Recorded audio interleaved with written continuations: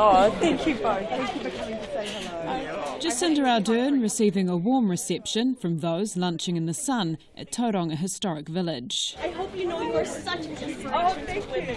Oh, thank you very much. Here to visit the Whipped Bakery, which received $2,000 in COVID-19 business advisory support funding. How many in your team? We come out of COVID with 5 and we're back up to 13. Owners Francis and Aaron Cooper say government support has helped them bounce back. If we didn't have the wage subsidy, we wouldn't have been reopening. You know, we would have been back to the markets, scraping by. We would have had to let go of all our staff. With the help of our business mentor and the help Jacinda and her team have given us, I think we're thriving. Labor is promising to tighten regulation to reduce the amount banks can charge retailers for Paywave and card transactions.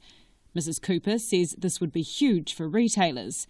She says they stopped offering it to customers because it was too expensive. But then obviously when COVID came in level 3, we decided to get it back, and we've kept it because it's essential. Ms. Ardern says she wants Paywave to be more accessible for smaller operators. We want to make it a safe means of transaction, but also a cheaper one. Relative to New Zealand, some estimates claim our retailers in particular are paying 50% more in some cases than their Australian counterparts. Just how much the fees would reduce by or when is unclear, but Ms. Ardern says Labor will make it happen as soon as possible. New Zealand Bankers Association Chief Executive Roger Beaumont declined an interview, but in a statement says they look forward to seeing the detail of what's being proposed in this complex area, and they would be happy to engage in consultation. He says the fees currently provide benefits for consumers, including the cost of fraud reimbursement and loyalty schemes. New Zealand First Leader Winston Peters is on board with Labor's move. Any program that has, with practical common sense and logic, the intent to get rid of needless red tape should be supported.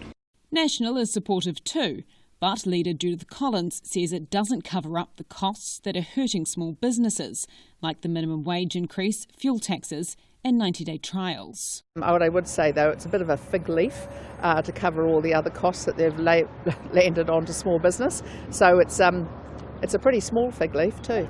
Labor is also promising to extend the Small Business Cashflow loan scheme for 3 years and to extend the interest-free period to 2 years.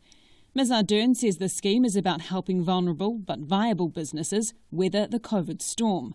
And so far, 95,000 businesses have taken it up. Because of that popularity, we can see that there continues to be need and will continue to be need for the near term to that facility. But National says if Labor's big plan for small business is to offer more loans and to get deeper into debt, it shows how out of touch the party is. And it says 6 weeks out from the election, there's still no certainty on what taxes will look like under Labor. From Tauranga for Checkpoint, Yvette McCullough.